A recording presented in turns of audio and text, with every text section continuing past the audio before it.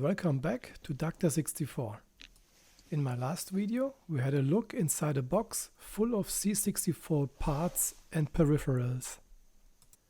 And today I took out a part which I used very often in my childhood. My favorite joystick of my 8-bit and 16-bit years. Yes, for sure, Competition Pro is also a very good joystick. But I loved this ergonomic flight stick shape.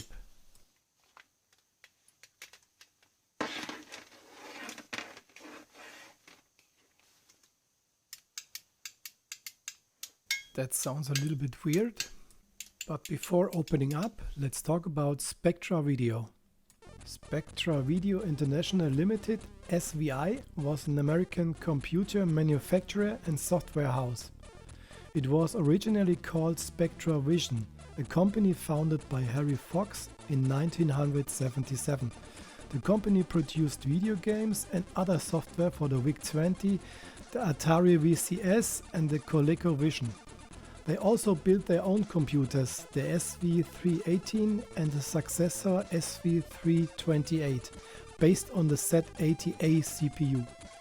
In 1982, the first joystick, the QuickShot 1, was introduced.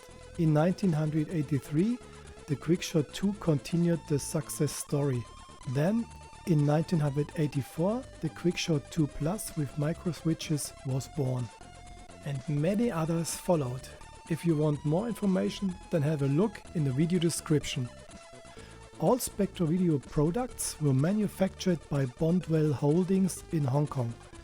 Despite the initial success of Spectra Video, the company faced financial troubles, and by 1988 a UK-based company known as Logic 3 bought the Spectra Video brand name from Bondwell. But now let's get prepared to open up this beauty.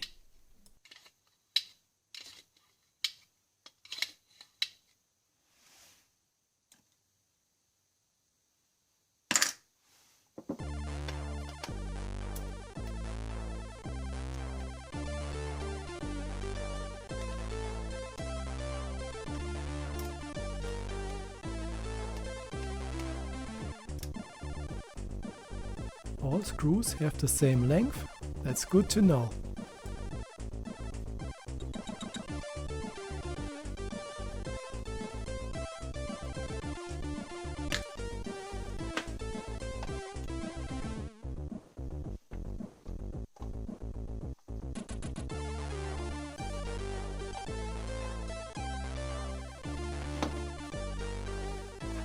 Micro switches seems in good condition, no rust or corrosion. The springs sometimes break, but here they are okay.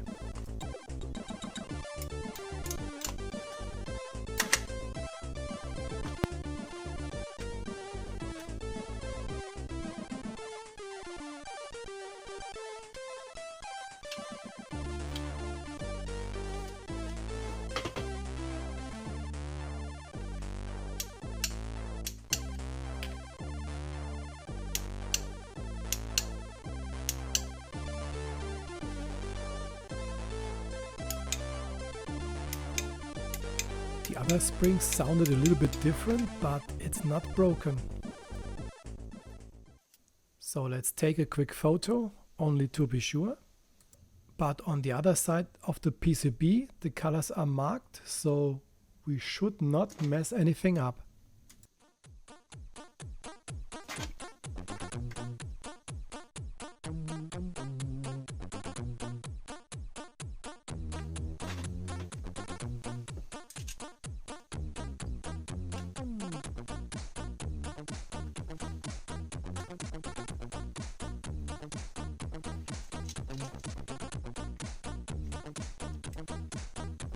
And now all parts are separated, so let's go to the bathroom. I will only use dish soap, warm water and a microfiber cloth.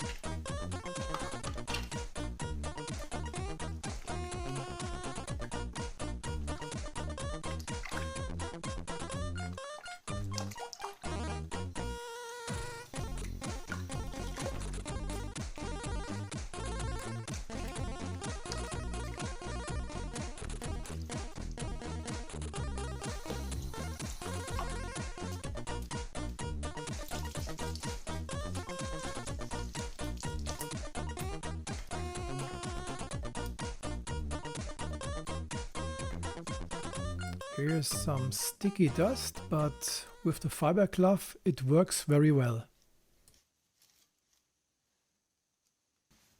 For the cable I use some grease remover to remove any dirt and grease deposits.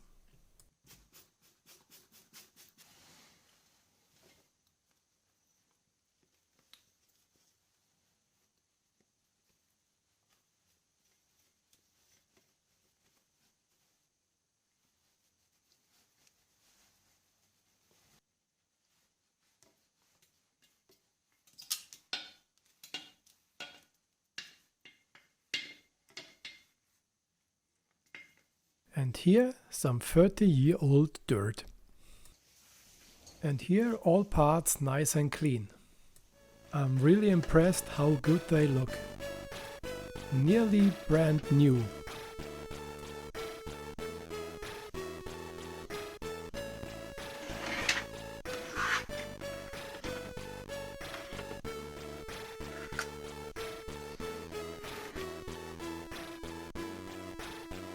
On the PCB there are some remains we need to remove. Therefore I use some PCB cleaner.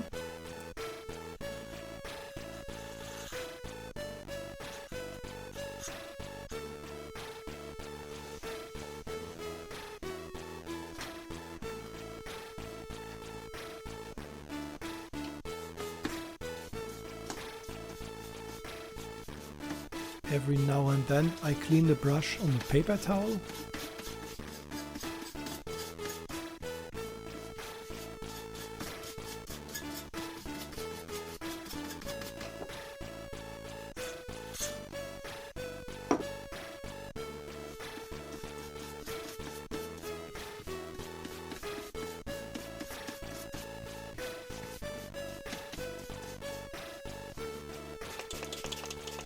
And now the final treatment with some isopropanol.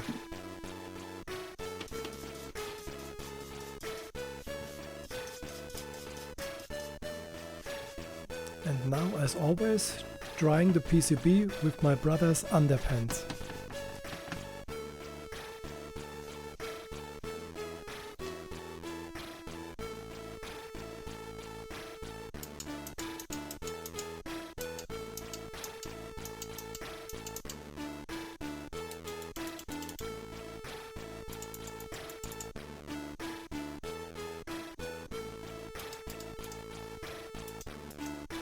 Sounds good, I think.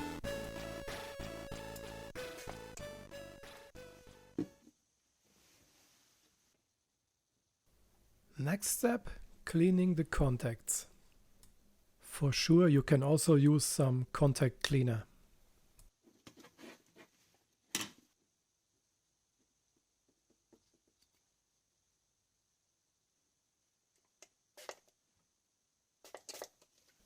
Now the small PCBs for the fire buttons.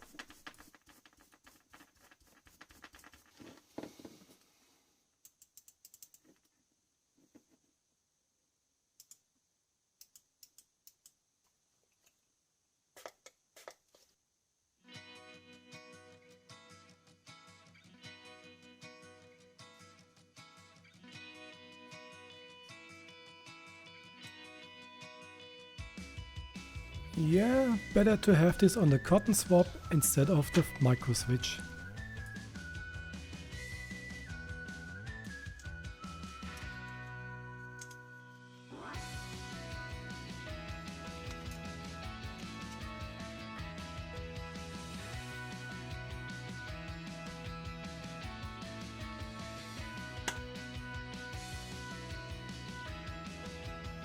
Putting the cables back on the PCB. And here the photo can help.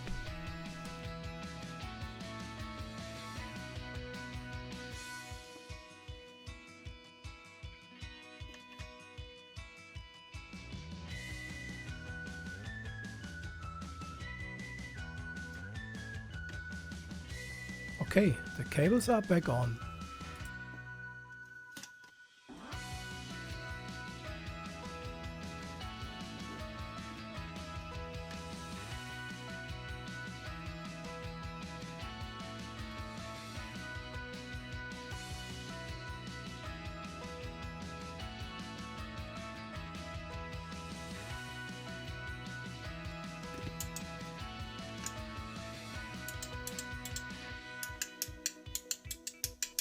Yes, I think that sounds really good. Here I will use some silicone grease. But that is not absolutely necessary. You can also use a small amount of silicone spray or simply use nothing at all.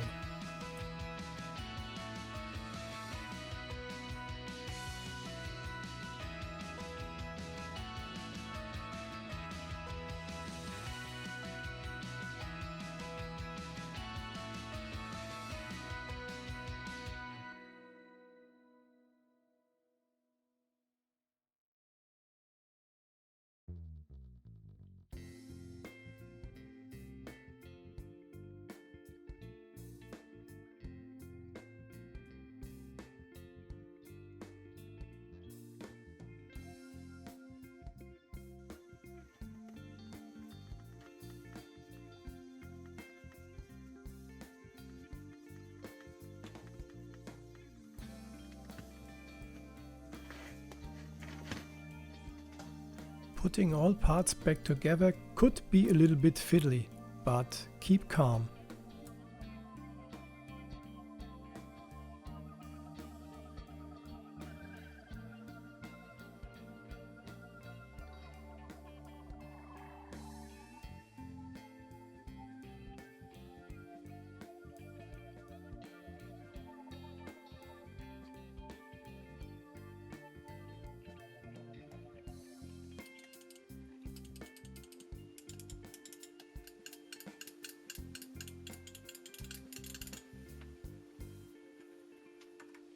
And also here the final treatment with some alcohol and a fiber glove. And wouldn't you like to know how the auto fire switch works? Yes, me too. So let's connect the oscilloscope and let's see. I connect the ground and the pin 6 of the control port, because that's the fire button. Every time the button is pressed, the pin is pulled low.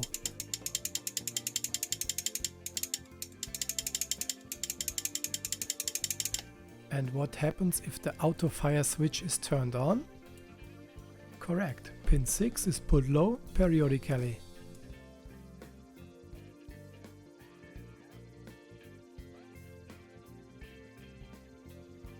"86 times per second, that's really fast." Okay, and now let's go to the final test.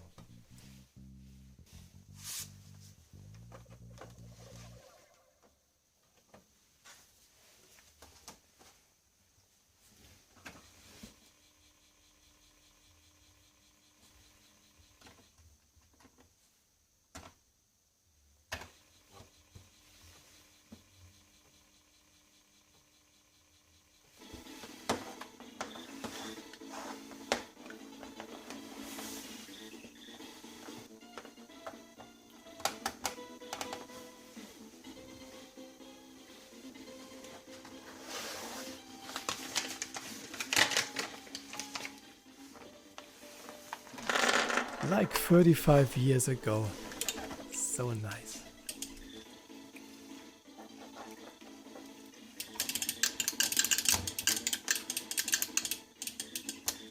Okay, that's it for today. I hope you had some fun. I definitely had fun. If you have any questions or suggestions, please write me in the comments. Feel free to subscribe my channel. I wish you all the best. Until next time, your Doc64.